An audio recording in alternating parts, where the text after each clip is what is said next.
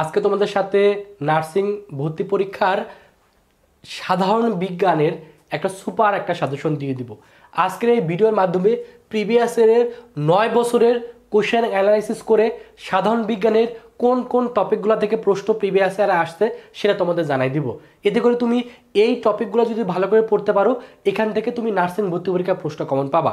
আর ভর্তি পরীক্ষার প্রশ্ন কমন পেলে পরীক্ষা ভালো করে দেওয়ার মাধ্যমে নার্সিংয়ে চান্স পেয়ে যাবা। এবং নার্সিং প্রফেশনটা যেহেতু অনেক জনপ্রিয়, অনেকের স্বপ্নের একটা জায়গা, তো নার্সিংয়ে চান্স পেলে তোমার স্বপ্ন পূরণ হবে, তোমার বাবা মার মুখে হাসি ফুটবে। তো আশা করি আজকের ভিডিওটা প্রথম থেকে শেষ পর্যন্ত দেখলে নার্সিংয়ের সাধারণ বিজ্ঞানের ভালো একটা তুমি সাজেশন কিন্তু পেয়ে যাবা। তো প্রথমে আমি যেটা নিয়ে আলোচনা করব, যে প্রথমে আমি পদার্থ বিজ্ঞানের যে সাজেশনটা আছে সেই পদার্থ বিজ্ঞানের সাজেশন নিয়ে প্রথমে আলোচনা করব, কারণ পদার্থ বিজ্ঞান থেকে কিন্তু তোমাদের প্রশ্ন কমন আসবে। তো পদার্থ বিজ্ঞানের প্রিভিয়াস ইয়ারে যদি দেখি, প্রথম যেটা টপিক আছে ভৌত বিজ্ঞান ও পরিমাপ, এক্ষেত্রে একটা প্রশ্ন আসছিল, এটা একটু পড়বা।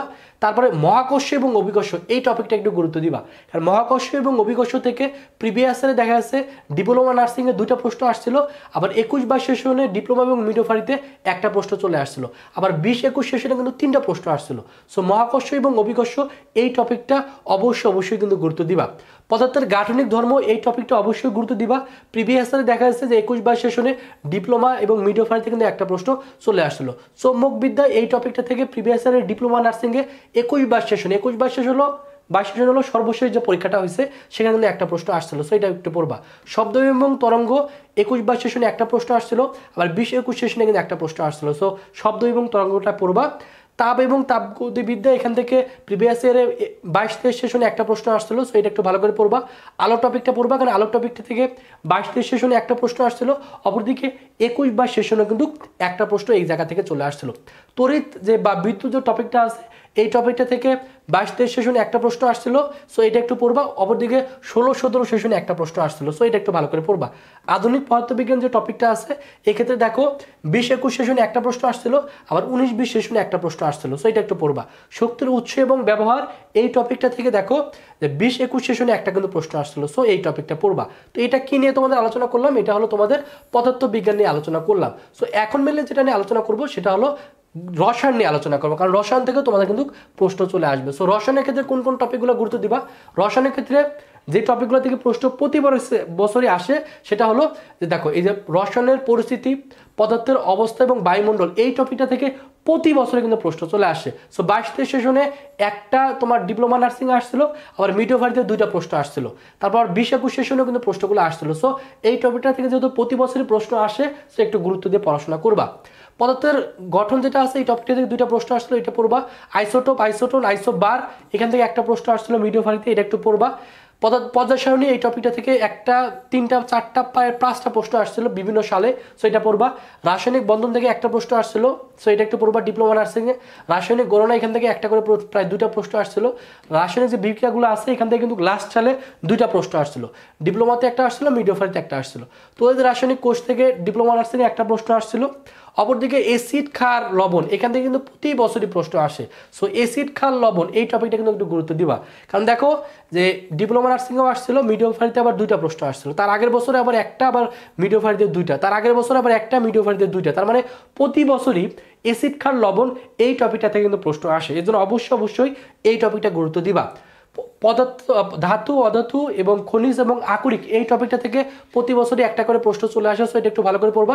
এই জৈব রসায়ন, এটা কিন্তু ইম্পর্টেন্ট, কারণ জৈব রসায়ন থেকেও প্রতি বছরই একটা করে কিন্তু প্রশ্ন চলে আসছে। প্রিভিয়াস ইয়ারে দেখা যাচ্ছে ডিপ্লোমাতেও আসছে, মিডওয়াইফারিতেও আসছে, তার আগের বছর ডিপ্লোমাতেও আসছে, মিডওয়াইফারিতে আসছে। সো জৈব রসায়ন এবং পলিমারকরণ, এই টপিকটা কিন্তু অবশ্যই গুরুত্ব দিবা। দৈনন্দিন জীবনে রসায়ন, এই টপিকটা থেকে প্রিভিয়াস ইয়ারে প্রায় 4-5টা প্রশ্ন আসলো, এটা একটু ভালো করে পড়বা। সো এগুলা কি নিয়ে আলোচনা করলাম, এটা তোমাদের রসায়নের কোন কোন টপিকগুলো গুরুত্বপূর্ণ সেগুলো তোমাদের বলে দিলাম। এখন কি নিয়ে আলোচনা করব? এখন মিলে আলোচনা করবো তোমাদের জীববিজ্ঞান নিয়ে, কারণ এই জীববিজ্ঞান টপিকটা থেকে 100% প্রশ্ন আসবে এবং জীববিজ্ঞান থেকে প্রশ্ন প্রতি বছর একটু বেশি আসে। তো যেহেতু তোমরা নার্সিংয়ে পরীক্ষা দিবা, নার্সিং জিনিসটা যেহেতু বায়োলজির সাথে রিলেটেড, তো এখান থেকে তো প্রশ্ন প্রতি বছরই আসে এবং সামনে আসবে। তো জীববিজ্ঞানের জন্য কোন কোন টপিকগুলো পড়বা? জীববিজ্ঞানের জন্য প্রথমে জীববিজ্ঞানের শাখা এবং জীবের যে নামকরণ, এখান থেকে 2টা প্রশ্ন আসছিল, এটা একটু পড়বা।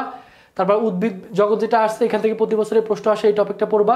কোষ এবং কোষের গঠন, এই টপিকটা পড়বা। উদ্ভিদের বংশবৃদ্ধি এবং শারীরিক কার্যপ্রণালী যেগুলো আছে এই টপিকটা পড়বে, এখান থেকে প্রশ্ন আসে। প্রাণী জগতের শ্রেণীবিন্যাস সেটা একটু পড়বে, এখান থেকে একবার প্রশ্ন আসছিল। সবচেয়ে বেশি ইম্পর্টেন্ট কোনটা, মানব দেহের ভিতরে যেটা সবচেয়ে বেশি ইম্পর্টেন্ট সেটা হলো রক্ত এবং রক্ত সংবহন তন্ত্র। এই টপিকটা থেকে অবশ্যই প্রশ্ন কমন পাবা। প্রিভিয়াস ইয়ারে দেখো তোমার ডিপ্লোমাতে 2টা প্রশ্ন আসছিল, মিডওয়াইফারিতে 3টা প্রশ্ন আসছিল। সো রক্ত এবং রক্ত সংবহন তন্ত্র এই টপিকটা অবশ্যই বেশি গুরুত্ব দিবা। রক্তের গ্রুপ এবং রক্তবাহিকা এখান থেকে একটা প্রশ্ন আসছিল, এটা একটু পড়বা। হৃৎপিণ্ড টপিকটা পড়বা, অর্থাৎ মানব দেহের সম্পর্কিত সবগুলো পড়বা।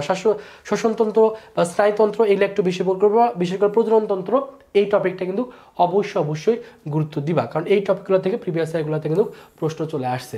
তারপর যেটা নিয়ে আলোচনা করবো, তারপর দেখো তারপরে কি আছে তোমাদের এখানে। তারপর যেটা আছে তোমার হৃদযন্ত্র, এটা একটু পড়বা। হৃদযন্ত্র থেকে প্রিভিয়াসলি একটা প্রশ্ন আসছিল। রোগ প্রতিরোধ এই টপিকটা একটু পড়বা, কারণ রোগ প্রতিরোধ থেকে কিন্তু প্রতি বছরের প্রশ্ন চলে আসে। সো রোগ প্রতিরোধের ক্ষেত্রে ব্যবস্থাটা পড়বা। সংক্রমণ রোগ কোনগুলো, এটা কিন্তু বেশি ইম্পর্টেন্ট, এটা কিন্তু প্রতি বছরের প্রশ্ন আসে। এই সংক্রমণ রোগ যেগুলো আছে এখান থেকে ডিপ্লোমা নার্সিংও আছে, মিডওয়াইফারিতে আসে। সো এটা একটু ভালো করে পড়বা। অণুজীব, ভাইরাস, ব্যাকটেরিয়া এখান থেকে প্রতি বছরে প্রচুর পরিমাণে প্রশ্ন আসে। সো এটা একটু ভালো করে পড়বা। এইডস যেটা আছে এটা একটু পড়বা। মা ও শিশু স্বাস্থ্য এটা একটু পড়বা। এবং খাদ্য এবং পুষ্টির ক্ষেত্রে শর্করা, আমিষ, স্নেহ এই টপিকটা থেকে প্রতি বছরে একটা করে প্রশ্ন আসে। সো এটা একটু পড়বা। বডি মাস ইন্ডেক্স বা BMI এই টপিকটা থেকে কিন্তু প্রতি বছরের প্রশ্ন চলে আসে। সো এটা একটু পড়বা। আর জীব প্রযুক্তি থেকে একটা প্রশ্ন মাঝে মধ্যে আসে, এটা একটু পড়বা। তার মানে বিশেষ করে মানব দেহ টপিকটা অবশ্যই পড়বা, কারণ এই টপিকটা থেকে প্রিভিয়াস ইয়ারে অসংখ্যবার প্রশ্ন আসছে।